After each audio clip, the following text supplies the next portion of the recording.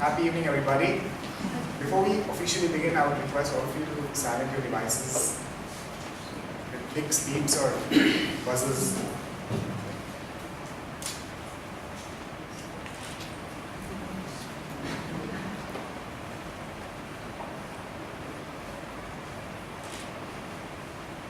Thank you.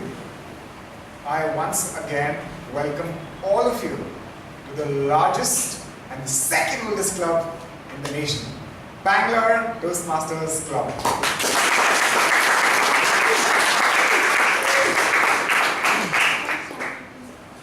Before we begin the marathon, the session, I just want to caution all the speakers to speak in line. You could actually speak about anything now that we have the permissions of the president of TMI. But make sure it doesn't offend anybody. That's the underlying agenda. Because we are here to improve our speaking skills, thinking skills, and communication skills, and leadership skills. Having said that, I would want to introduce you to somebody whom I'm discovering week after week. We had an extended conversation last week wherein this person regaled his experiences, which with his extremely infamous, now still infamous boss, Vijay Mallya. but it talks about the faith this person whom I'm going to introduce to, he had in Kingfisher. It also talks, I love the fact that somebody who the whole country looks at in a very skewed way also has a very bright side, and this person respects that. And it takes a lot of effort for somebody to look at the good things of life. He is an avid traveler himself. His family has sprung across the world. He's into the travel business. He loves music. In fact, if you see him on an average day, he would probably be with a guitar, or he would be making sure somebody is touring around the world safely and seamlessly. Ladies and gentlemen, join me in welcoming the most amazing and surprisingly driven person of Bangalore Toastmasters Club, the president.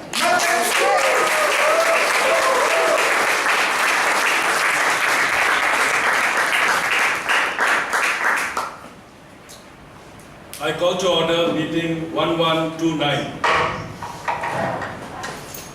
Welcome, guests and dear members, to this speakathon. Like you have a marathon, we have a speakathon of 6 wonderful speakers. We have some landmark speeches, and at the Bangalore Toastmasters Club, as our Sergeant at Arms has already told you, one of the biggest and old clubs. You can see the amount of accolades we keep getting over the years. In fact, we had to even get rid of them because they are past 22 years old. That many gifts. We meet every Friday to become better speakers, better listeners, and better thinkers. So dear guests, whatever the reason you have come to this club, all I ask you is to just listen very attentively, and all your questions will get answered. But in the break, which will be around 7:20, you can meet any of our members or our committee. Can I request my committee members to kindly stand?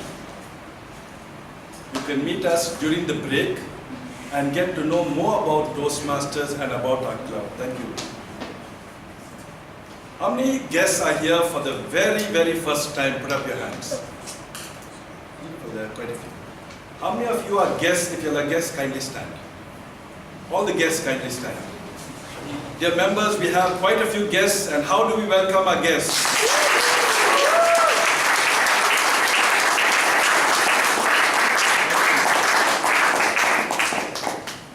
We would like to know more about you, but you can get onto any of our social websites, Facebook, Instagram, on our website, and leave a note, and our VP membership, Toastmaster Manjunath, will get in touch with you. Or Toastmaster Lalit, VP PR. It is said to become successful in life, you must have passion. Passion is like your first gear. It will get you started. But to keep it going, you need to have hunger. And all successful people, or most successful people, you can see their hunger has always been from their childhood. It stands out till the very end. How do we recognize our hunger for whatever we want to do?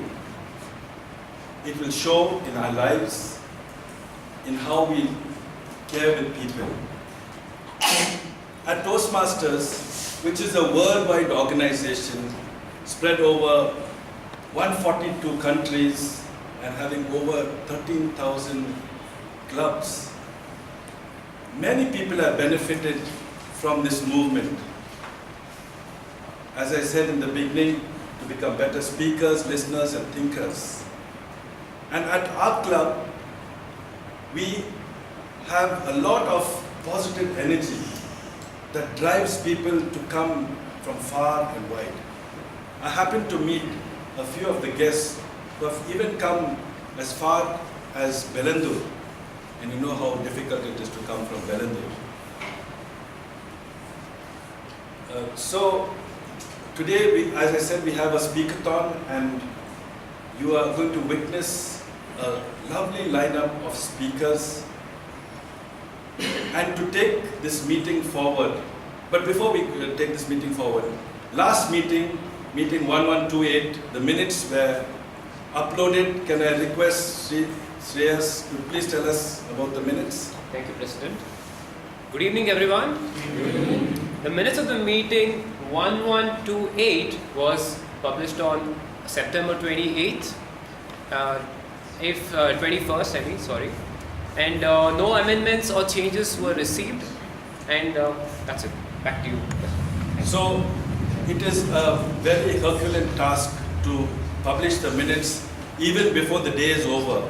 Just after the meeting, our secretary, Deepika Das, who is not present today, has given the minutes, sent out the minutes, uploaded the minutes. So if there is no amendments to the minutes stand passed.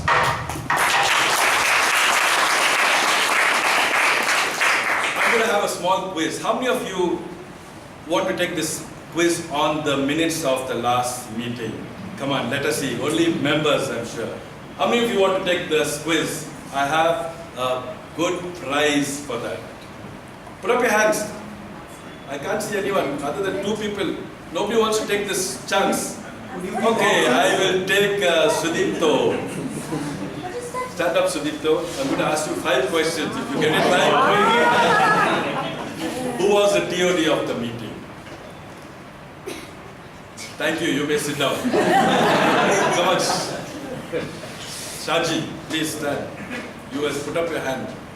Who was the general evaluator of the meeting? Thank you. You may sit down. Alok, who was the table topic master of the meeting? Very good. And who was the best speaker of the day? Wonderful. You please come up.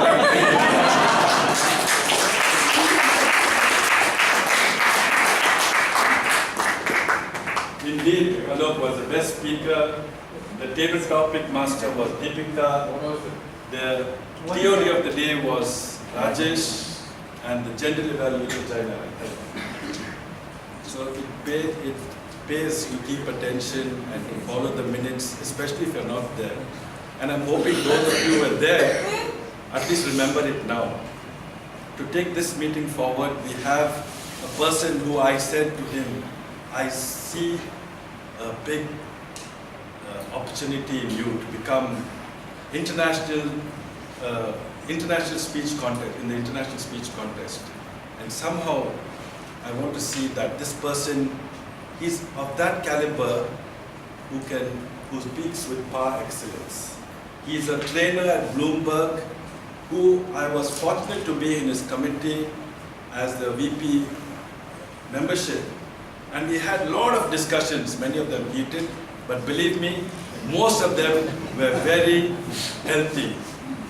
He's a person who's very passionate about speaking and about people. Let's welcome the MC for today, Toastmaster Cherian Thomas.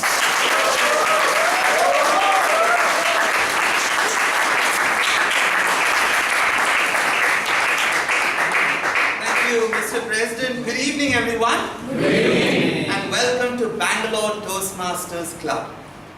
Recently I met a pianist. I'm learning saxophone, that's my latest passion, so I want to learn more about music. And I asked this pianist, what makes a great musician great? And this pianist is actually a student of A.R. Rahman. And he quoted his teacher, he said, you know what Rahman sir says? If there's one thing that distinguishes, that makes a great speaker great, is, guess what? Practice, yes. Passion, yes, but that's not the word that he used. Similar? Sorry? Hunger, definitely. Perseverance. But the word that he used, the Rahman sir quoted by this pianist, was emotion. When you sing with emotion, you don't have to have a great voice. But when you sing with emotion, you touch people. And Rahman cites his own life story. He doesn't have a voice of Lata Mangeshkar. Yet, when he sings, and when we talk about him, all his tunes are like ringing in our ears. Ma Tujhe Salam and all that. Why is that? Because he's invested in his music. He believes in it. He is emotionally attached to what he's doing.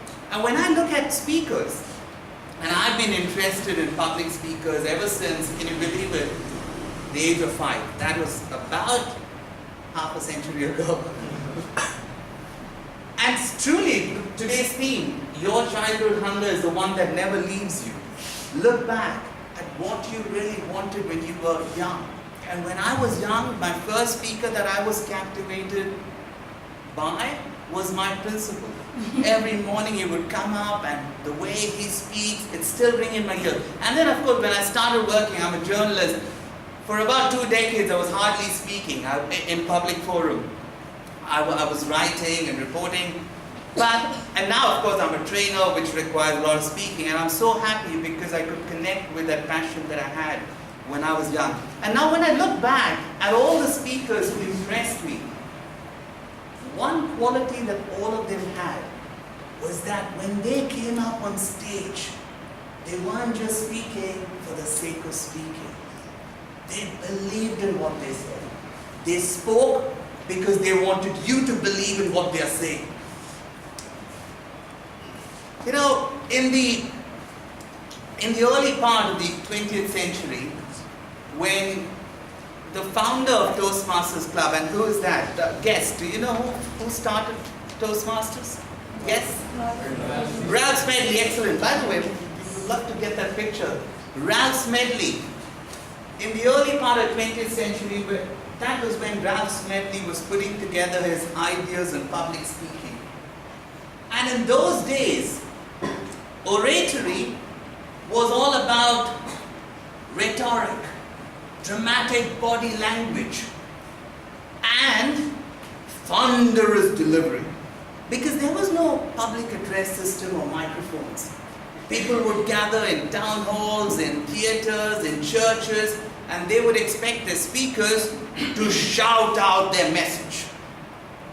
And that style was dominant. The other forms of oratory was underappreciated.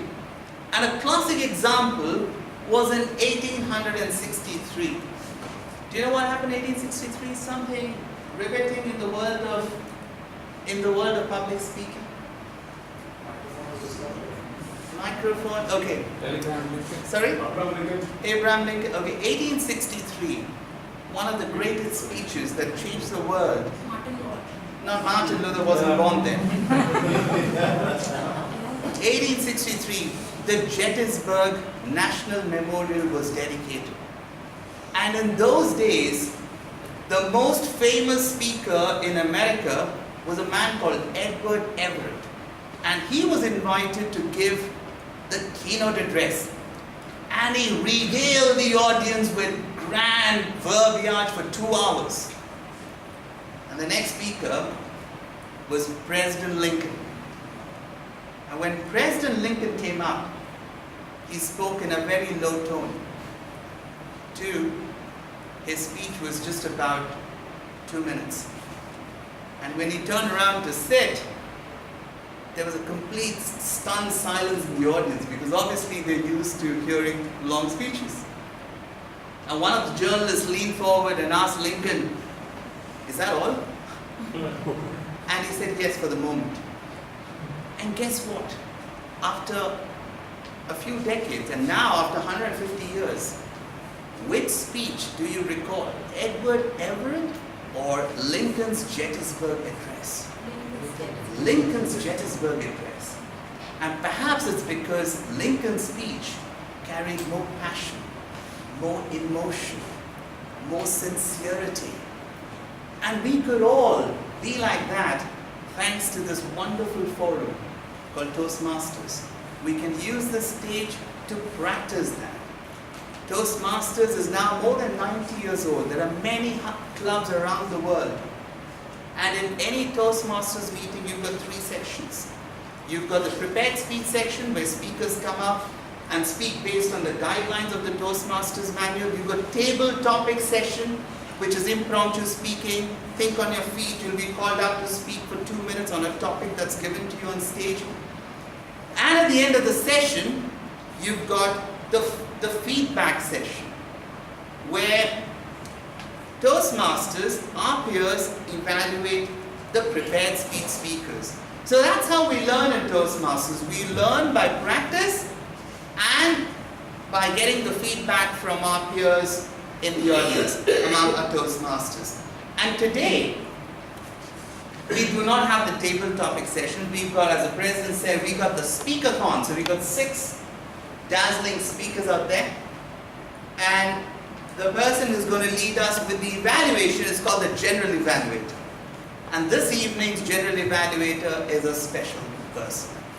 He is a speaker par excellence. He is an award-winning speaker. He is a TEDx speaker. Do you want to know more?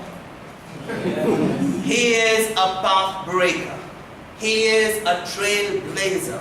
He is a professor. He is much more than that.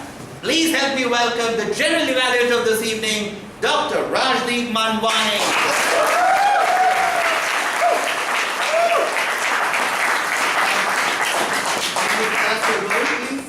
Thank you so much, Cherian, for all those wonderful adjectives. He's spoken for 10 minutes, I'll speak for 2. Remember my speech. I think you can tell me, is that all after that, okay? As the general evaluator for the day, I have to evaluate the meeting, and the evaluation has already started. I will be giving you feedback when I'm called upon to do so towards the end of the meeting. And to help me in my role as the general evaluator, I have a team. This team is called the tag team. As the timekeeper, I have Guru Prasad, the person who was adjusting the mic, and he looked quite different, correct? According to Satvik. Okay. So, Guru Prasad, could you explain your role? Yeah, sure. Good evening, Toastmasters. Good evening. Time is a very important factor in deciding to qualify your speeches or disqualify your speeches. So ensure that today is a speaker talk, ensure that restrict your timelines, and as a timer of the day today, I record and time the entire meeting proceedings, and at the end of the day I will give the report to the general order. At the same time, for the speeches, for 5 minutes, I will show the green card, 6 minutes, I will show the yellow card, and 7 minutes, red card. If you are exceeding it, after 7 minutes, 30 seconds, I will give a report. For evaluation, similarly, 2.5 minutes, 3 minutes. Thank you very much. Thank you. As the our counter for the day, we have Srijit. Good evening, Toastmasters and guests. As an accounter, I'll be listening carefully and noting down the awkward pauses and clutch words, or and some repetitive words. And I'll be keeping note of this. And at the end of the meeting, I will give this report to General. Thank you so much, Srijit. And as the grammarian, we have Zareen. Could you explain? Good evening, Toastmasters. As a grammarian, I am responsible for introducing the word of the day. Today's word is spawny. So the other forms of the word are spawn, spawned, spawning. So an example of its usage would be the plans for the hotel spawned many similar blueprints. The point is, you didn't give the meaning at all. Sorry, yeah. Spawn means, the meaning of the word is to generate or produce. Oh my God. Yeah, Syrian, it's quite spawny. You can. It also means lucky, okay? So thank you so much. You'll see more of me towards the end of the meeting. Thank you. Thank you.